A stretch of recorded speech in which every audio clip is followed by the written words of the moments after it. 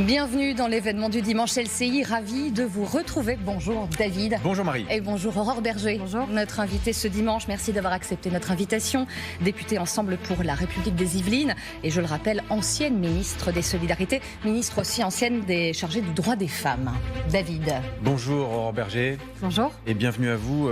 Nous avons deux ministres Cassandre, si j'ose dire. Hier, Marc Ferracci, ministre de l'Industrie. Aujourd'hui, Astrid Panosyan, ministre du Travail, qui nous disent, voilà, les temps vont être très dur, il va y avoir des destructions d'emplois. Et d'ailleurs, l'INSEE le précise aujourd'hui, nous sommes à 7,3% de taux de chômage, même si au troisième trimestre, c'est reparti à la hausse, je le précise. Nous étions à 10% en 2016, mais les prévisions pour l'année prochaine sont très inquiétantes. On parle de 140 000 emplois détruits dans les 12 prochains mois et un taux de chômage qui remonterait à 8%. C'est le bilan de 7 ans de macronisme qui est en train de voler en éclats. Vous aviez réussi à faire baisser le chômage. Alors, déjà, plusieurs choses, vous avez rappelé, on était à 10% en 2016 et je pense qu'à l'échelle de notre génération, on pensait que le chômage de masse, c'était en fait notre horizon et que c'était une fatalité. On a démontré que c'était possible d'en sortir. On a démontré qu'on pouvait recréer de l'emploi industriel. 2022, 100 000 emplois industriels recréés. 2023, 80 000 emplois industriels recréés. Et recréés où ? Recréés dans des secteurs d'avenir. Recréés dans l'industrie verte, l'industrie décarbonée. Exemple type, parle de l'industrie automobile qui risque d'être frappée par des destructions. Il y a toujours eu des destructions et des créations d'emplois dans une même année. Mais dans le même temps, à Stellantis, qui est quand même une entreprise emblématique, 450 créations d'emplois à Sochaux. Pourquoi ? Parce que c'est justement l'avenir sur le véhicule électrique. Oui, mais vous avez vu les résultats qui ont été annoncés de Stellantis, catastrophiques. J'entends bien. Je sais qu'il y a des inquiétudes, et notamment les inquiétudes de celles et ceux sur lesquels on a annoncé des destructions d'emplois. Vous avez un bilan. C'est vrai que le macronisme a un bilan en termes d'emploi. Un bilan, notamment sur l'industrie. Il ne s'agit pas de le nier. Le fait est qu'en ce début de saison, en cet hiver 2024, les perspectives sont très mauvaises.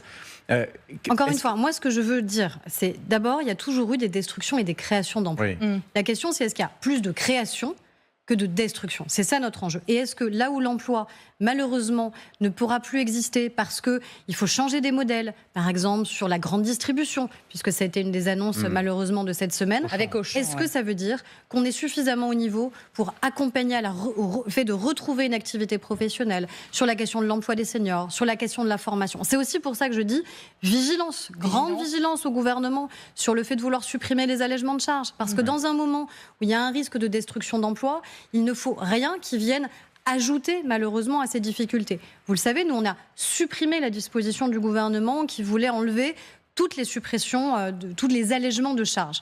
Je pense qu'il y a peut-être un compromis à trouver, notamment en faveur de l'emploi industriel. On précise pour les gens qui nous regardent, quand vous parlez dans d'allègement l'examen de charges, du budget. Dans l'examen du budget. et vous parlez des allègements de charges qui avaient été décidés Exactement. sur les emplois, notamment les bas salaires, baisser les charges pour les travailleurs, ça... Pour les employeurs, c'est baisser le coût du travail. Baisser le coût du travail. Mais là, le gouvernement Barnier veut réaugmenter, ou en tout cas réduire la baisse. Supprimer cet allègement de charge. Voilà, supprimer un allègement de charge parce qu'on a des enjeux évidemment budgétaires, des enjeux d'économie à trouver.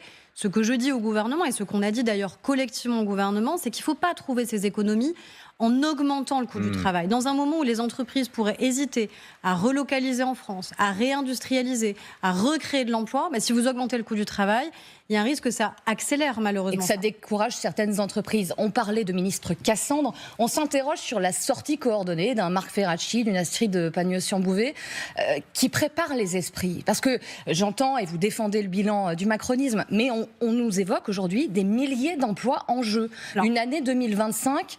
Moi, je voyais catastrophique quand on ouvre la presse aujourd'hui. J'en voyais l'interview de Sophie Binaire, la patronne de la CGT. Je ne sais pas aujourd'hui comment ces chiffres ont été documentés sur des milliers de destructions d'emplois. Encore une fois, moi, ce qui m'intéresse en tant que responsable politique, c'est assumer le fait qu'il y a des emplois qui vont malheureusement disparaître parce qu'ils ne correspondent plus aux attentes, aux volontés des consommateurs, des Français. Parce que quand on parle notamment d'une industrie verte, d'une industrie décarbonée, on ne peut pas continuer à produire que des véhicules thermiques, par exemple, dans notre pays, alors même qu'on a une législation européenne qui va justement faire en sorte qu'on crée surtout des véhicules électriques. Donc c'est normal que l'emploi change, qu'il est normal que l'emploi se qualifie différemment. La question, c'est toujours, est-ce qu'il y a plus de création que de destruction. Et c'est aussi un enjeu européen, parce que quand je vois des partis très populistes qui appellent systématiquement, là ne sont pas des Cassandres, mais appellent à casser notre outil qui est aussi un outil européen, eh bien on a besoin de ce réarmement évidemment. On reviendra longuement sur les conséquences. Et quand vous sabotez l'Union européenne, vous sabotez aussi l'avenir de l'économie en France et l'avenir de notre industrie en France. Vous évoquiez le budget que vous êtes en train d'examiner. Est-ce que justement ça ne risque pas d'aggraver finalement les choses en aggravant et en accentuant la pression fiscale sur certaines entreprises? Vous parliez des allègements de charges.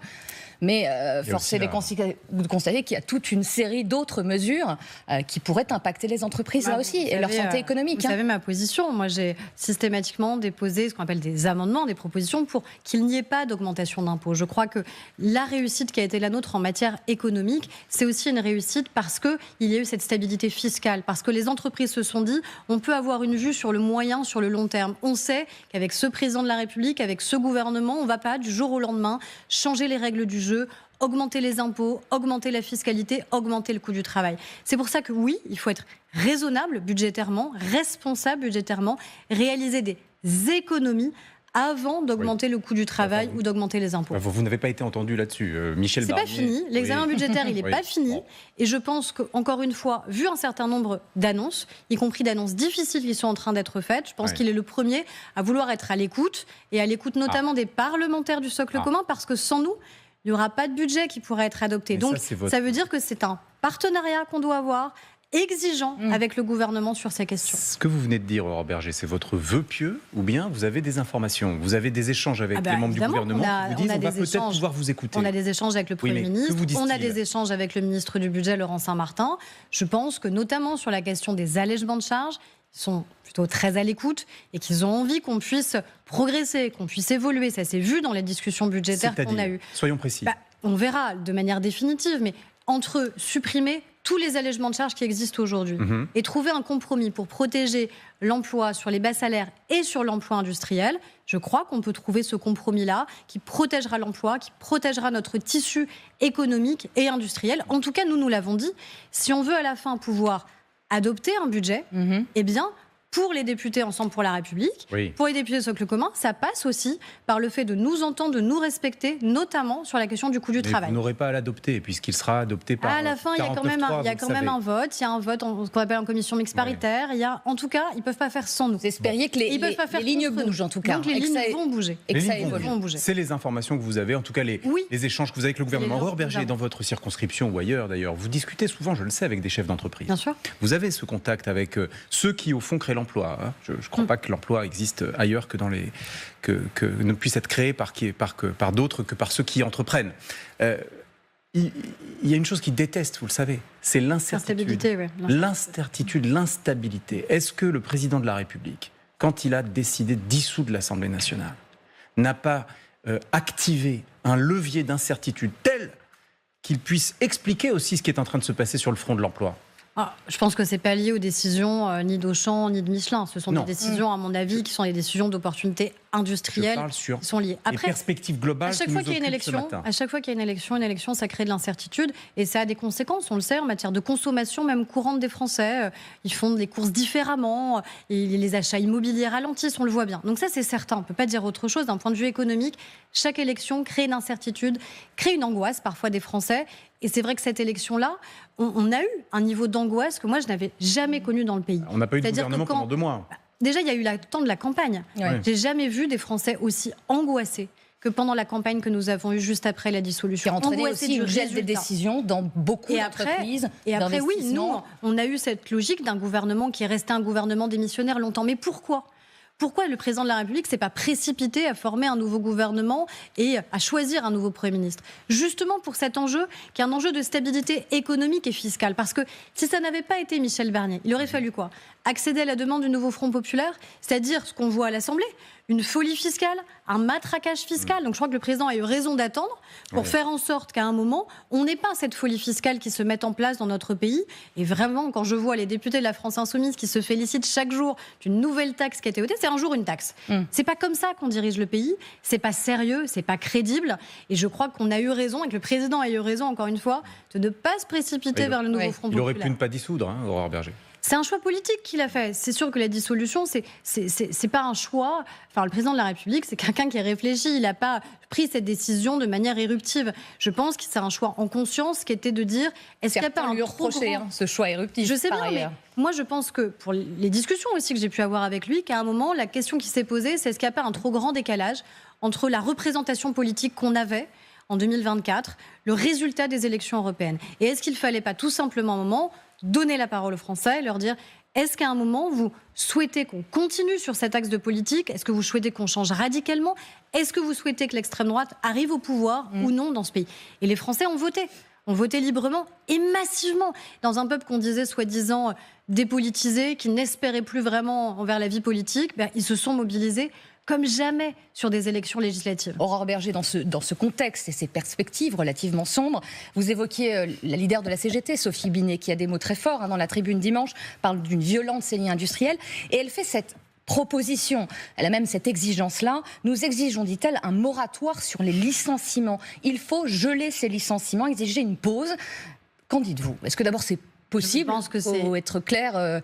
Mais c'est sûr que si vous allez, l'État n'a pas si vous allez à Cholet et si vous allez à Vannes et que vous dites ça à des salariés qui risquent de perdre leur emploi, c'est sûr qu'évidemment c'est séduisant. Mais c'est tout sauf réaliste et c'est surtout très populiste. Ça n'est pas comme ça qu'on peut créer ou pas de l'emploi. Encore une fois, en prononçant ces mots, elle est populiste aujourd'hui, Sophie. Oui, je pense. Parce que, encore une fois, je pense que c'est une petite musique qui est séduisante pour des gens qui sont extrêmement angoissés. Aujourd'hui, vous avez des familles qui vivent dans l'angoisse de ces destructions d'emplois, de se dire est-ce que dans mon territoire, est-ce qu'avec mon âge, est-ce qu'avec mon parcours professionnel, je vais arriver à retrouver un emploi, ou est-ce que mon horizon, ça va être d'être au chômage parce que j'ai 55 ans, 56 ans, 57 ans et que j'ai toujours travaillé dans la même usine. Donc c'est évidemment extrêmement violent. Et je pense qu'on ne peut pas mentir en fait à celles et ceux qui risquent de subir ces destructions d'emplois. Et ça, c'est le rôle de l'État, de les accompagner, de les soutenir. C'est pour ça qu'on a en France aussi un filet de sécurité sociale qui est extrêmement puissant, parce qu'on ne laisse pas tomber justement celles et ceux qui se retrouvent, non pas à cause d'eux, mais à cause d'une conjoncture économique dans des situations qui sont extrêmement difficiles. De là, proposer un moratoire, interdire aux entreprises le moindre licenciement. Je pense qu'il n'y a pas un petit chef d'entreprise qui nous entend, de TPE, de PME. Je pense qu'il n'y a pas un salarié en vérité qui nous entend et qui ne se dit pas que cette proposition, elle n'a aucun sens. Ce qu'il faut, c'est pas interdire les licenciements. Ce qu'il faut, c'est qu'on continue à créer de l'emploi. C'est ça qui est important dans un pays. C'est qu'on continue à avoir de la croissance. Pour l'instant, les perspectives donnent de la croissance à notre pays et qu'on ne fasse rien qui vienne la casser. La croissance, elle peut être affectée aussi par une tradition française. On a le sentiment que c'est cyclique. Les grèves. Les syndicats de la SNCF, parce qu'ils sont en désaccord avec l'ouverture à la concurrence du fret. Donc voilà, ils sont en désaccord avec cela et ils annoncent un préavis de grève. Alors, il y a déjà une grève le 21 novembre, je crois ne pas me tromper, mais surtout à partir du 11 décembre. Une grève reconductible toutes les 24 heures. Donc 11 décembre, tout de suite, on se dit, 15 jours plus tard, 15 jours plus tard, c'est Noël. Dans le même temps, la fonction publique, les syndicats de la fonction publique sont vent debout contre les tentatives de réforme portées par votre collègue Guillaume Kasbarian. Craignez-vous, Aurore Bergé, après l'automne budgétaire, un hiver social ? Je crois que cette question que vous me posez, on nous la pose à chaque même moment. En fait, on nous pose toujours la question d'ailleurs d'un automne social, d'un hiver social, d'un printemps social. Évidemment qu'il y a un droit absolu à pouvoir faire grève, à pouvoir manifester, à pouvoir aussi exprimer son avis, ses propositions. Donc moi, la question, elle n'est pas du tout de le contraindre ou de le limiter. Justement, la question, elle est surtout de savoir si tout cela produit des effets. Moi, ce que je veux, c'est qu'on arrive enfin dans ce pays à avoir un dialogue social, mais le dialogue social qui fonctionne, c'est pas d'abord la grève. Le dialogue qui fonctionne, c'est d'abord à un moment de se retrouver pour savoir quels sont les emplois de demain qu'on peut réussir à créer ensemble, comment on fait pour continuer. On est resté et on reste l'un des pays les plus attractifs pour des investissements étrangers, des investissements internationaux. Et il ne faut pas, encore une fois, prendre le risque de casser cette dynamique-là. Et ces grèves, ces perspectives-là pourraient les casser. Je pose cette question parce que vous disiez, je ne veux pas contraindre. Il y a une idée qui revient régulièrement. Faut-il interdire la grève, ces grèves, en période de vacances, et notamment à Noël? Le député, notamment UDI, Hervé Marseille, sénateur, pardonnez-moi, le propose, des sénateurs des Républicains aussi. Est-ce qu'il faut aller jusque-là? Est-ce qu'il faut que cette proposition trouve une concrétisation?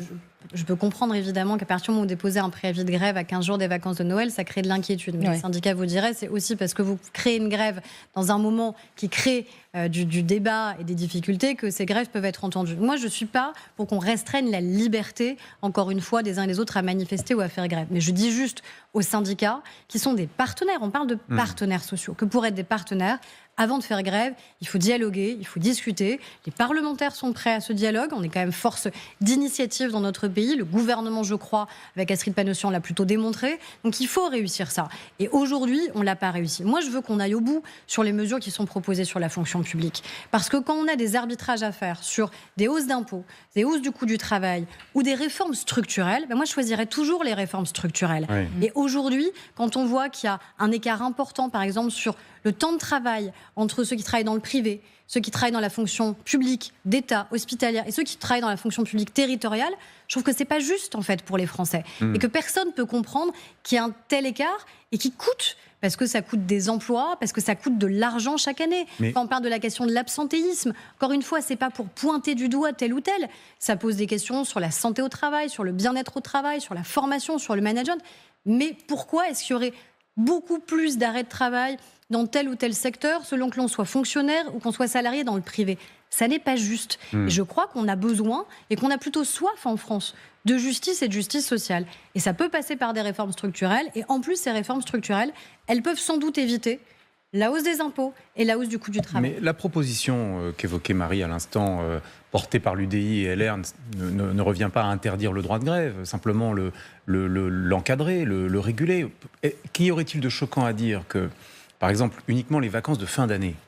Les vacances de Noël, c'est le moment où on se retrouve en famille. Je sais les gens ont besoin de rejoindre leur famille pour des moments de partage. Est-ce qu'on ne pourrait pas dire qu'à ce moment-là, il y a une forme de trêve qui consiste à rassurer les gens pour leur dire ne vous inquiétez pas, pour Noël, il y aura des trains. Ce que je veux, c'est... vous savez qu'il y a déjà une loi qui existe, qui s'appelle la question du service minimum, qui avait été portée par Nicolas Sarkozy à l'époque, justement pour garantir que quoi qu'il arrive, quand bien même il y a un droit de grève qui est une liberté constitutionnelle, eh bien, il y a un service minimum qui est garanti aux Français.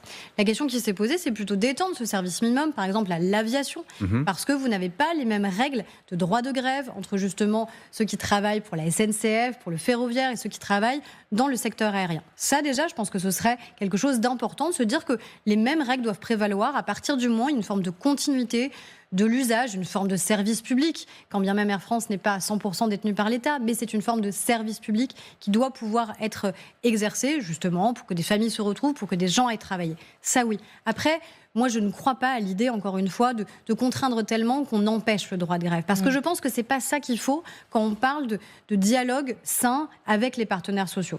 En tout cas, je n'espère pas que ce soit la première des propositions. Contre-productif, selon vous? Oui, je le crains un peu. Je crains que ça ouvre d'autres débats à l'Assemblée nationale ou au Sénat. Vous me demandez mon avis, moi je vous le donne de manière très franche et très honnête. Mais je crois surtout que la responsabilité première des syndicats n'est pas d'appeler à la grève, mais plutôt d'appeler à un vrai dialogue très exigeant. On peut se dire des choses et se combattre même sur un certain nombre de points de vue, mais que la grève devrait être toujours l'ultime recours. Dans notre pays, le problème, c'est que la grève n'est pas l'ultime recours, elle est le premier recours. À cette heure de l'émission, on aimerait ouvrir une page politique un peu technique, mais avec vous, je suis sûre qu'on y verra plus clair. Sur le budget. Les débats se sont clos la nuit de vendredi à samedi, et un vote solennel, David, est attendu mardi. Oui, vote solennel mardi sur ce qu'on appelle la partie recette du budget. Donc c'est les impôts, pour les gens qui nous regardent. Voilà, ce sont les impôts. Et le texte a été modifié, en particulier suite à des amendements venus de la gauche. Donc aujourd'hui, dans le texte sur lequel vous allez devoir vous prononcer mardi, il y a 35 milliards d'impôts en plus. Voilà. Donc vous allez voter contre le budget du gouvernement que vous soutenez. Un peu confus. Le budget, il est examiné en deux parties. D'abord, on examine les recettes, ce qui rapporte à l'État, et puis ensuite on examine les dépenses, la manière avec laquelle on va pouvoir dépenser l'argent des Français et l'argent de l'État. Donc là, d'abord, on examine les recettes. Nous, ce qu'on a dit depuis le début de notre ligne, c'est qu'il vaut mieux faire des économies plutôt que des hausses d'impôts ou hausses du coût du travail. Donc on s'est opposé de manière systématique à toutes ces taxes, à ce que je disais de matraquage fiscal et de folie fiscale. Et c'est vrai qu'on se retrouve dans une situation où il s'est passé quoi ? Il s'est passé une alliance très régulière, très récurrente entre l'extrême droite et l'extrême gauche sur la question de la hausse des taxes. Ce qui interroge parce que l'extrême droite veut se faire en permanence le défenseur des classes moyennes dit qu'avec eux, ce sera moins d'impôts pour les Français, sauf qu'à la fin, ils ont voté avec la France Insoumise, avec le nouveau Front Populaire, sur les augmentations d'impôts, les augmentations de taxes. Certains ont reproché... Est-ce qu'ils voteront de manière définitive ou pas? On verra mardi. Certains ont reproché au Bloc central, pardonnez-moi juste parenthèse, votre absentéisme dans les rangs de l'hémicycle, qui ont permis à certaines de ces amendements d'être votés. Il faut être lucide. Oui. Quand vous avez le nouveau Front Populaire qui s'allie avec l'extrême droite, quand bien même vous avez 100% des députés du Bloc central présents, ça sert à rien. À la fin, ça suffit pas. Voilà. Ça sert jamais à rien d'être présent et d'être actif, mais ça ne suffit pas. Ce qu'il faut dénoncer à un moment, c'est ça. C'est-à-dire, on ne peut pas avoir des membres du Rassemblement national qui viennent devant vous en disant « Nous sommes ceux qui protégeons le mieux les Français, les classes moyennes, on veut des baisses d'impôts », pour à la fin voter, encore une fois, ces hausses d'impôts avec le nouveau Front Populaire. Donc la logique, ce serait qu'ils votent contre ce budget à la fin. Et puis, autre chose sur laquelle ils sont entendus, qui est pour moi extrêmement inquiétant, sur une forme de dérive aussi de la gauche, c'est la baisse massive de notre contribution à l'Union européenne. Vous êtes sûr Encore une fois, on a besoin d'avoir une Union européenne forte par rapport à tous les défis qu'on évoquait, économiques et industriels. C'est pas en baissant le niveau d'exigence auprès de l'Union européenne qu'on pourra y arriver. Est-ce que vous êtes sereine sur le fait que cette partie recette sera rejetée mardi ? Je ne sais pas vous dire. Le Premier ministre ne serait-il pas plus sûr que le Premier ministre déclenche le 49.3 avant mardi, avant le vote ? Ça, c'est lui qui va en décider. Oui, mais c'est la décision souveraine. Ce qui s'est passé, c'est que vous le savez, il faut qu'il y ait un vote, un accord en Conseil des ministres pour savoir si le gouvernement a le droit. Ça, c'est fait. Ça, c'est bon. C'est fait. C'est bon. Donc maintenant, ce sera la décision souveraine du Premier ministre. Oui, ça, Moi, effectivement, mais vous... d'expérience, je dis juste qu'il ne faut jamais se fier à ce que nous dit le Rassemblement national sur un vote, parce qu'on les a vus, de manière très régulière, changer d'avis en cours d'examen, en cours de débat. Je précise pour ceux qui nous regardent, pour ceux qui nous regardent, il suffirait que le Rassemblement national s'abstienne pour que la partie recette du budget soit adoptée mardi, Aurore Berger. Donc, pour vous, il serait plus sûr de déclencher le 49.3 ? Moi, en tout cas, ce que je pense, c'est qu'à partir du moment où vous êtes structurellement minoritaire, parce que c'est ça la situation dans laquelle on est et qui crée sans doute beaucoup de confusion pour ceux qui nous regardent, c'est-à-dire qu'on a un gouvernement qui a été formé, qui est soutenu par la coalition la plus large possible à l'Assemblée nationale, Bloc central et les LR, mais qui n'est pas majoritaire à l'Assemblée nationale. Donc ça veut dire qu'à ce moment-là, oui, je pense qu'il ne faut pas avoir peur de monter à la tribune et d'exercer le droit souverain du gouvernement qui est un 43. C'est toujours une décision. Et ce qu'a fait Elisabeth Borne sous mais vous voyez bien que la précédente législature. Beaucoup aujourd'hui le lui reprochent, beaucoup de Français le lui ont reproché. Mais je pense qu'il faut faire cet effort, un moment d'explication, qui est de dire que quand vous n'êtes pas majoritaire et que vous avez besoin d'un budget et d'un budget cohérent pour les Français qui ne contient pas 35 milliards, encore une fois, de hausse d'impôts et de taxes, parfois vous n'avez pas d'autre choix. Mais vous avez discuté avec le Premier ministre Michel Barnier, sans faire de la psychologie. Est-ce que vous sentez un Premier ministre qui, finalement, ne pas déclencher ce 49.3, c'est aussi la preuve que le dialogue est possible, qu'il sera allé jusqu'au bout et une arme politique? Je crois qu'il faut toujours aller jusqu'au bout du dialogue, et c'est ce qui a été fait de toute façon, puisqu'on est allé au bout du bout de l'examen du texte. La question, c'est est-ce qu'on prend le risque que le texte soit adopté avec 35 milliards de taxes et d'impôts supplémentaires ou est-ce qu'on espère un vote qui sera favorable? Ça, c'est au gouvernement maintenant. Mais il vous entend.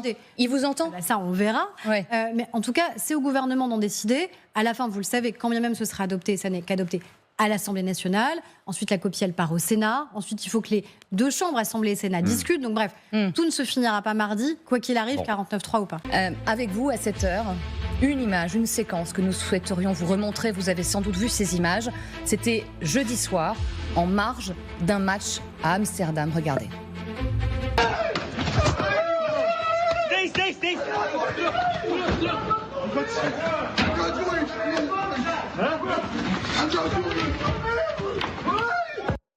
Je ne suis pas juif, un événement qui s'ajoute à d'autres.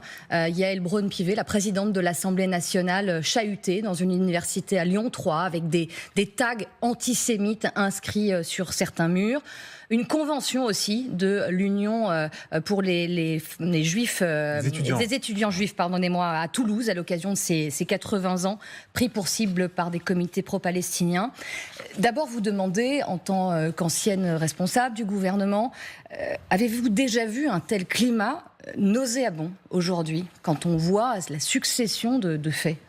Ce climat, malheureusement, on le connaît depuis le 7 octobre. On a vu une accélération, une amplification de l'antisémitisme depuis le 7 octobre, avec un antisionisme qui se confond de manière évidente avec l'antisémitisme des Français. Et là, ce n'était pas que des Français, des personnes, des citoyens pris pour cible parce qu'ils seraient juifs. Et donc, comme ils seraient juifs, ils seraient co-responsables de la situation à Gaza, oubliant d'ailleurs de manière évidente que le déclenchement de ce qui se passe au Proche-Orient, c'est d'abord des attaques terroristes de la part du Hamas le 7 octobre dernier. Les images à Amsterdam, elles sont bouleversantes, en fait. Ça paraît sidérant, en fait. Ça paraît sidérant. Il faut voir et revoir ces images pour réaliser qu'au cœur d'une des plus grandes démocraties européennes, on a des personnes qui sont prises pour cible parce qu'elles seraient juives, qui doivent s'en défendre, qui doivent crier « je ne suis pas juif, je ne suis pas juif » pour espérer ne pas être molestées. Ce sont des gens qui ont été tabassés, qui ont été lynchés, qui ont été jetés à l'eau. La police aussi, qui a mis beaucoup trop de temps à intervenir. Quand même, c'est aussi ça qui s'est passé. D'ailleurs, le gouvernement a dû s'en expliquer. Et je crois qu'il faudrait qu'à un moment, il y ait tout simplement un réveil très clair des consciences de notre humanité commune. En fait, on n'a pas besoin d'être juif pour se sentir concerné par ces images. En fait, on devrait tous trouver ça absolument insupportable qu'un seul citoyen puisse être pris pour cible pour ce qu'il serait, soi-disant, ou pour ce qu'il est peut-être. On s'en fiche, la question, elle n'est pas là. Toute la classe politique française ne réagit pas comme vous. Vous connaissez Marie Messmer, c'est une députée, c'est une collègue députée, la France Insoumise, Ille-et-Vilaine.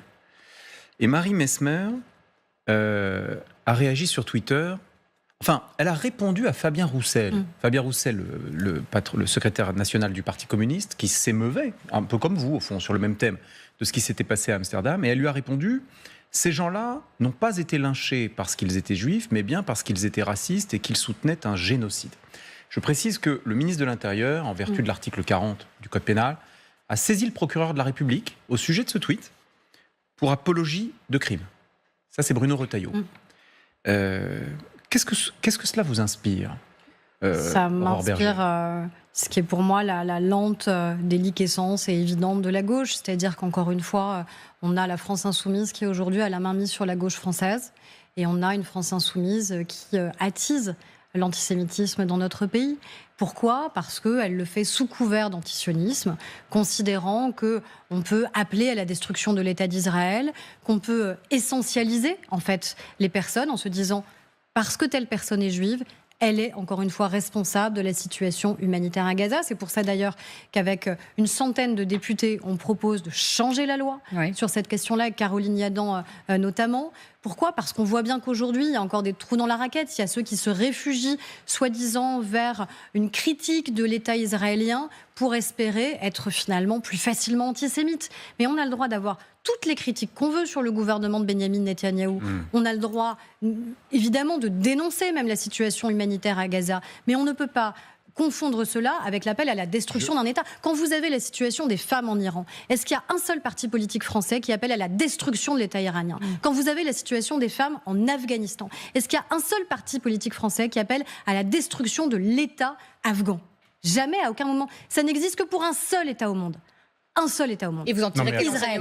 Donc à un moment, il faut bien être... Non, mais... LFI n'a jamais appelé à la destruction de l'État d'Israël. Non, mais il a délégitimé l'existence même de l'État d'Israël à plusieurs reprises. Il a nié le fait que l'État d'Israël ait le droit de se défendre. Il soutient régulièrement des manifestations ou des mobilisations. Regardez ce qui s'est passé au PSG. La ligne d'LFI, par exemple, c'est avec la solution à deux États. La ligne d'LFI correspond à celle de la France. Mais quand vous avez le slogan, quand vous avez le fameux slogan rappelé par Rima Hassan, qui est une députée de la France Insoumise, From the river to the sea, ça veut dire qu'il n'y a plus Israël sur la carte.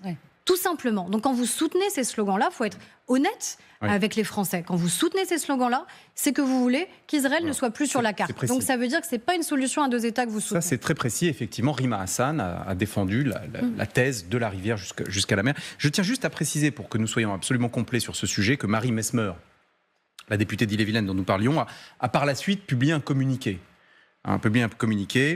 Disant « Le harcèlement et la diffamation, aussi violents soient-ils, n'entameront jamais mon engagement contre le racisme et l'antisémitisme. » Voilà, vous voyez... C'est un peu facile, non ? Je ne sais pas, c'est un peu facile de ensuite avoir un communiqué de presse, j'imagine, rédigé par les instances de la France Insoumise et par leurs avocats pour espérer se prémunir contre des attaques. Vous savez, il suffit de regarder même les comptes Twitter des uns et des autres. Regardez les comptes Twitter de Thomas Porte, d'Aymeric Caron. Regardez le volume de tweets qu'ils mettent matin, midi et soir sur un unique sujet. Un unique sujet qui correspond pas au débat budgétaire, qui correspond pas aux principales préoccupations des Français, qui correspondent pas à leur travail de député dans leur circonscription, dans leur territoire, qui ne parlent que de la question de Gaza et qui systématiquement aussi attise encore une fois ce sujet dans notre pays. On a carrément la présidente, vous l'avez dit tout à l'heure, la présidente de l'Assemblée nationale, qui avait déjà été prise pour cible par Jean-Luc Mélenchon dans un déplacement à Tel Aviv particulièrement tendancieux, parce que Jean-Luc Mélenchon est un homme suffisamment lettré et suffisamment intelligent pour savoir les mots qu'il emploie. Je rappelle qu'il avait accusé Yael Braun-Pivet de camper à Tel Aviv. Voilà, Yael Braun-Pivet qui a connu, sa famille qui a connu en partie la déportation.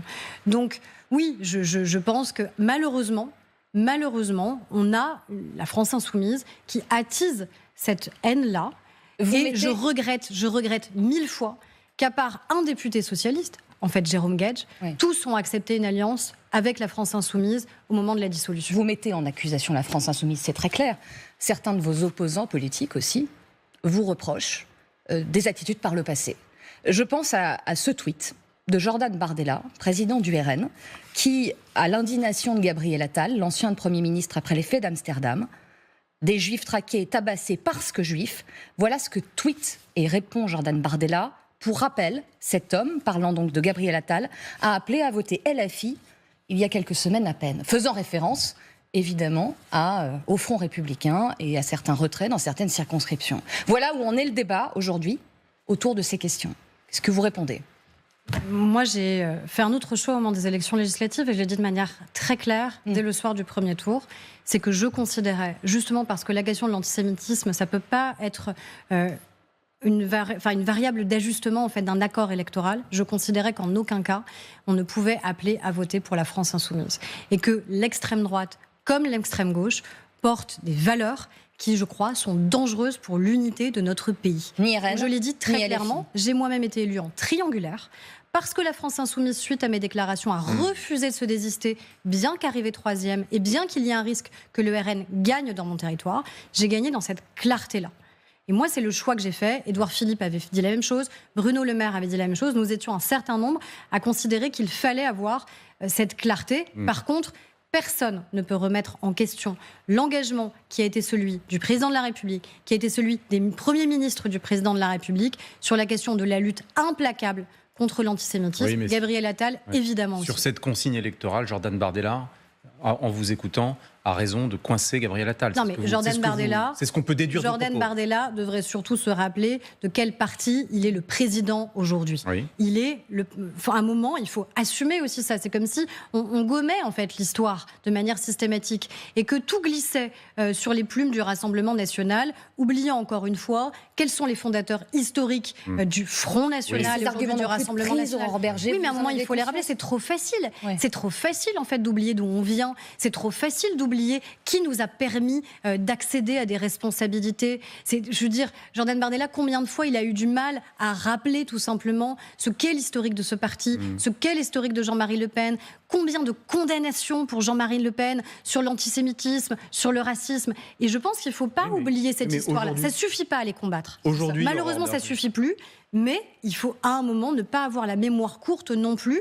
Et je ne vais pas me prendre, et on ne va pas prendre nous des leçons de lutte contre l'antisémitisme de la part de l'extrême droite. La communauté juive en France n'a plus peur du Rassemblement national. Je pense que la communauté juive en France a peur de la France Insoumise. S'inquiète d'LFI. D'abord, mais ça ne veut pas dire qu'il n'ait pas peur de l'extrême droite, parce que je crois que malheureusement, ils ont de la mémoire. Souvenez-vous. Regardez ce que dit Jonathan Arfi, qui est le président du CRIF, qui refuse d'ailleurs d'inviter l'extrême droite à sa table, considérant qu'encore une fois, au nom justement de cette exigence, de cette mémoire qu'on doit avoir, ils n'ont pas à pouvoir être autour de la table. Mais vous avez un Serge Klarsfeld qui dit aujourd'hui que oui, le RN est un bouclier pour les Juifs de France. Je crois que malheureusement, encore une fois, l'attitude tellement outrancière, tellement violente, tellement insupportable de la France Insoumise fait que beaucoup de nos compatriotes juifs ont peur, et ont peur de l'accession au pouvoir de l'extrême gauche. Et que parfois, face au risque de l'extrême gauche, ils se sont dit que l'extrême droite pouvait être un rempart.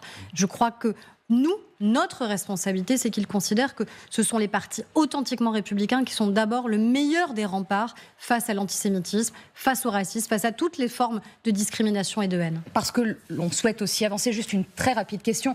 Ce match France-Israël va se tenir le 14 novembre. Le ministre de l'Intérieur a dit pas de délocalisation, ce sera au Stade de France. Juste à quel prix ? Ce sont des dizaines de CRS qui sont mobilisés, des policiers en nombre. Franchement, voilà, c'est aussi être l'otage de cela. Oui, non, mais ça veut dire quoi ? Ça veut dire qu'on doit céder ? Ça veut dire qu'on devrait céder et délocaliser ce match ? Non. On devrait dire que la France n'est pas en capacité d'accueillir un match parce qu'Israël y participe. Mais vous imaginez ce que ça dirait de la France, que ça dirait de notre attachement à la défense des valeurs républicaines ? Ce qui est sidérant et qui devrait sidérer chaque Français qui nous entend, c'est qu'on ait besoin d'en arriver là. C'est qu'on ait besoin de se poser la question de savoir si on a le droit d'accueillir un match de foot ou pas dans notre pays. Qu'on ait besoin d'avoir autant de mobilisation des forces de l'ordre juste pour accueillir des joueurs de foot. Ça, c'est un problème, en fait. Et c'est ça qui devrait nous révolter. Aurore Bergé, la ministre du droit des femmes. On aimerait vous soumettre cette image. Ancienne ministre, pardonnez-moi. Une image aussi qui nous a tous beaucoup marqués. La vidéo de son geste symbolique et courageux est devenue virale. Cette étudiante iranienne, arrêtée le 2 novembre dernier à Téhéran après s'être dévêtue en public, on l'apprend, a été transférée par les autorités iraniennes dans un centre de soins spécialisé. Considérait que le voile était un problème pour elle. D'abord, que la responsable politique française qui voit ces images ressent-elle quand elle les visionne ? Enfin, c'est un courage inouï qui nous inspire, je crois, beaucoup d'humilité. Qui a le courage de cette femme ? Qui a le courage de cette jeune femme de se découvrir pour défier les autorités, sachant ce qu'elle risque ? Elle ne risque pas une petite réprimande, elle ne risque pas une amende, elle risque sa vie en faisant ça. Elle risque sa vie en faisant ça. Et c'est à nous d'être à la hauteur, parce que nous, on n'a pas beaucoup de risques à prendre. Quand moi, je viens sur un plateau de télévision, vous voyez, je prends quoi comme risque ? Par rapport à elle, par rapport à ce qu'elle vit, ce que sa famille peut vivre, ce que les milliers de femmes qui sont aujourd'hui en Iran vivent et subissent juste pour avoir le droit d'être libres, d'espérer pouvoir à nouveau l'être. Donc ça veut dire qu'il faut aussi être très clair en France sur nos valeurs, sur ce qu'on a envie de défendre, sur le contrat républicain qui doit être le nôtre, qui est malheureusement aussi très fracturé sur ces questions-là. Et je crois que c'est juste ça. Ça doit nous appeler à de la responsabilité, à l'humilité et à ne jamais céder, nous, sur ces valeurs, sur l'émancipation des femmes, sur la liberté des femmes, sur la lutte contre l'islamisme. Parce qu'on voit bien que tous les communautarismes, et notamment la question de l'islamisme, évidemment, entache systématiquement la liberté des femmes. Alors justement, Sandrine Rousseau, députée écologiste, a réagi à ces images. « Notre corps et tout ce que l'on met ou pas pour le vêtir nous appartient », a écrit Sandrine Rousseau. « Force aux Iraniennes, aux Afghanes, à toutes celles qui subissent l'oppression. » Mais cette intervention de la députée de gauche, Sandrine Rousseau, a beaucoup exaspéré Marjane Satrapi, qui est très connue puisque c'est l'auteur de Persépolis, donc une auteure iranienne, Persépolis qui avait été primée à Cannes en 2007. Bon. Et donc, Marjane Satrapi a eu une réaction un peu épidermique, et nous allons l'écouter. Je ne sais pas depuis quand le voile est devenu le synonyme de d'émancipation, que ça devient réellement ridicule. À force de ne pas vouloir être raciste, vous jouez le jeu des fanatiques. Que vous ne compreniez pas la situation et que vous soyez bête, c'est OK. Tout le monde a le droit d'être con, mais à ce moment-là, vaut mieux se taire. Pour qu'on comprenne bien, je précise qu'elle fait référence au fait que Sandrine Rousseau, il y a quelque temps, avait dit « le voile participe de l'embellissement de la femme ». Et c'est à cela que Marjane Satrapi fait référence. Voilà. Aurore Bergé, comment réagissez-vous à cet échange ? J'avais rediffusé la vidéo de Marjane Satrapi, déjà parce que j'ai beaucoup d'admiration pour elle, mais aussi parce qu'elle pose bien les enjeux du débat, au-delà de la question de Sandrine Rousseau, parce qu'en fait, c'est pas ça qui m'intéresse. Le vrai sujet, c'est une forme d'inversion des valeurs, où on en vient à mettre sur le même plan la situation de femmes qui sont opprimées, molestées, arrêtées, pour le simple fait de vouloir vivre libre, de vouloir avoir accès à l'éducation, notamment en Afghanistan, et de femmes qui, en France, soi-disant, seraient contraintes de ne pas porter le voile. Ça n'est pas ce qui se passe dans notre pays. Aucune femme dans notre pays n'est opprimée en raison de son origine ou de sa religion supposée ou de la manière avec laquelle elle souhaite vivre sa religion. Ce qu'on pose, c'est un contrat laïque dans notre pays. Un contrat laïque qui fait qu'à l'école, par exemple, on n'a pas à savoir, quand on est un enseignant, quelle est la religion réelle ou supposée des enfants qu'on a face à nous. On a des élèves de la République. Point. Barre. Et on n'a pas des juifs, on n'a pas des musulmans, on n'a pas des catholiques, on a des athées. On a des élèves de la République. C'est pareil quand vous travaillez dans un service public. Quand vous venez pour changer votre carte d'identité, vous n'avez pas à avoir quelqu'un d'autre qu'un fonctionnaire de la République. C'est juste ça le contrat républicain et laïque dans notre pays. C'est garantir qu'on soit tous mis sur un pied d'égalité et qu'on ne soit pas jugé et ramené de manière systématique à nos origines réelles ou supposées, à nos religions réelles ou supposées. Et ça, c'est formidable normalement d'émancipation. Et ce qui est très inquiétant, c'est que depuis quelques années, on nous renvoie ça à la figure comme si ce n'était pas une émancipation, mais comme si ça devenait une oppression. Et c'est cette inversion des valeurs qu'il faut absolument, à mon avis, dénoncer si on veut justement être à la hauteur des familles iraniennes. À l'heure où nous sommes dans cette émission, on aimerait vous entendre sur un peu d'international et des conséquences aussi de l'élection du président américain, Donald Trump. Donc, certains voient dans sa victoire une victoire indiscutable du peuple américain contre le wokisme, le socialisme, l'immigration massive et un système médiatique hostile. Je cite certains commentateurs. Est-ce que vous dites aujourd'hui que cette élection, cette réélection, vous pousse à vous repositionner aussi et que la montée du populisme est un mouvement inéluctable? Déjà, il a gagné nettement. C'est ça qu'il faut assumer. On a su cette nuit qu'il avait gagné dans l'ensemble des États, l'Arizona en plus, clés de bascule. Ce qui est intéressant aussi, c'est de voir qu'on a des États, parce qu'il y a beaucoup de votes en fait le même jour aux États-Unis, où il y avait des référendums, notamment sur la question de l'accès à l'avortement. Et dans 3 de ces États sur 4, l'accès à l'avortement a été élargi, a été renforcé. Donc ça veut dire que les gens ont voté différemment en fonction de la question qui leur a été posée. Pour des élections référendaires sur l'avortement, ils ont plutôt dit oui sur le droit des femmes à l'avortement et pour le garantir. Pour l'élection présidentielle, ils ont dit oui à un homme fort sur la question économique. Vraisemblablement, c'est ça d'abord qui s'est passé. Les enjeux économiques, les enjeux de réindustrialisation, les enjeux de pouvoir d'achat.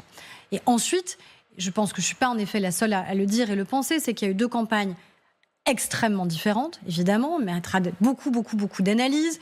La question des soutiens économiques, des soutiens financiers, des dépenses de campagne qui n'ont absolument rien à voir avec les règles électorales que nous avons en France, des réseaux sociaux, du soutien d'Elon Musk notamment sur X. Mais il y a aussi, je crois, l'échec dans le camp démocrate d'avoir voulu compartimenter, d'avoir voulu s'adresser à chacune des communautés. Et à un moment, on a envie aussi d'avoir un récit qui est un récit sur l'ensemble d'une nation. Je regrette que les Américains aient choisi le récit qui est celui de Donald Trump. Parce que ça ne correspond pas à nos valeurs. En vous écoutant Nicolas Sarkozy. Nicolas Sarkozy qui s'adressait à l'occasion d'une conférence avant-hier et qui dit exactement la même chose. Ça m'arrive d'avoir des accords avec lui, en effet. Mais est-ce que donc ça vous oblige je crois à peut-être changer vos lunettes Je ne sais pas s'il faut changer les lunettes, mais en tout cas, je crois que quand vous êtes en campagne pour une élection, quand vous êtes en campagne présidentielle, vous vous adressez à l'ensemble de la nation. Et vous ne pouvez pas compartimenter en se disant ici on va aller chercher le vote des hommes noirs, ici on va aller chercher le vote de telle ou telle communauté. Et je crois qu'il y a eu un peu trop cette tentation aux États-Unis et qu'il y a un peu cette tentation qui parfois existe dans notre pays, qui à mon avis n'est pas saine. Et ça ne veut pas dire qu'on ne soit pas capable d'avoir un récit positif pour la nation, démocrate au sens large du terme, républicain ici chez nous. Mais je crois que c'est peut-être ça aussi qui a perdu une partie de la campagne de Kamala Harris, qui fait qu'elle a commencé aussi très tard. Enfin, il y a tellement de facteurs explicatifs. Mais en tout cas, ce qui pour moi était le plus intéressant, c'est de voir cette décorrélation entre des référendums qui, heureusement, ont permis de mieux protéger l'accès à l'avortement aux États-Unis. Et moi, ce qui m'inquiète, c'est surtout les conséquences. Les conséquences du fait que Trump ait été réélu de manière aussi nette, aussi large, les conséquences en termes de valeurs. Encore une fois, si moi, j'avais fait partie de ceux qui avaient voulu constitutionnaliser l'accès à l'IVG en France, c'est justement parce que Trump, par son entreprise, par la manière avec laquelle il a changé les juges à la Cour suprême, a permis de mettre à mal ce droit fondamental aux États-Unis. La question économique, la question de nos exportations, est-ce qu'il va vouloir remettre des droits de douane serait très défavorable aux entreprises françaises et européennes. Mais ne percevez-vous pas un mouvement puissant, mondial, en réaction la victoire de Donald Trump? Vous avez en Europe, il y a la Hongrie, l'Italie, la Slovaquie.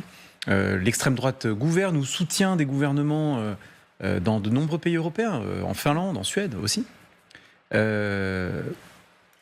Je voyais encore dans un sondage ce matin que la personnalité préférée des Français pour accéder au poste de président de la République, aujourd'hui, était Marine Le Pen. Un sondage Ipsos, dans la Tribune.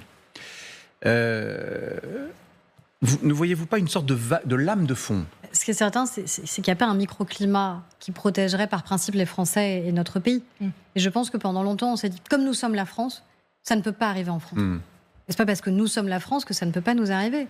Et ça veut dire que, à la fin, ce qui vous protège le mieux face à l'arrivée des populistes, c'est d'être très au clair, justement, sur les valeurs que vous voulez défendre, sur la lutte contre l'islamisme, sur la République, sur la laïcité, et d'avoir des résultats sur les enjeux économiques et industriels, qui étaient les premières questions que vous m'avez posées. C'est là-dessus que vous êtes jugé. Est-ce que, oui ou non, vous inscrivez notre pays dans une dynamique, dans un récit qui est conforme aux valeurs qui sont les nôtres, là où certains veulent aujourd'hui les entailler, les attaquer, la République, la démocratie, la laïcité. Et est-ce que vous, au pouvoir, vous obtenez des résultats ? Il faut un candidat. Parce que eux, l'avantage, c'est qu'ils n'ont jamais exercé le pouvoir. Oui. Donc ça leur donne en fait un avantage considérable sur nous tous, qui est de dire, vous ne nous avez jamais essayé. Prenez le risque, allez-y, ça ne peut pas être pire. Si, en fait. Et on voit bien d'ailleurs que dans un certain nombre d'États qui ont promis, regardez l'Italie, à quel point elle a changé de pied, notamment sur la question migratoire. Au final, elle a régularisé 450 000 personnes qui étaient en situation irrégulière. Je ne crois pas que c'était le contrat initial qu'elle avait promis aux Italiens. Et on verra les résultats économiques réels qui seront ceux de l'Italie, comme on verra les résultats économique aussi de la nouvelle politique qui serait menée par Donald Trump. Donc je crois que c'est vraiment ça. C'est cette alliance d'un récit et d'avoir un corset de valeurs très clair et des résultats en matière économique. Donc vous dites que la victoire de Marine Le Pen n'est pas inéluctable. Vous avez encore 2 ans devant vous ? On a encore un peu plus de 2 ans pour travailler, pour réussir. Si elle est candidate, par ailleurs, est-ce que vous allez lire, dernière question et il nous reste quelques secondes, le livre de Jordan Bardella paru hier ? Vous le lirez ? Mais oui, parce que par curiosité, je ne suis pas certaine que ce soit lui qui l'ait écrit. Si je vous dis le fond de ma pensée, je pense que c'est son éditeur qui a beaucoup pensé pour lui, vraisemblablement, et qui l'a aidé à un petit peu l'écrire. Mais oui, par curiosité, moi je suis une responsable politique. Et il est face à nous, l'un des responsables politiques qui pourrait demain peut-être présider, gouverner. Donc oui, ne serait-ce que pour mieux le combattre, j'ai besoin de le connaître. Merci beaucoup. Merci Aurore Bergé. Merci David.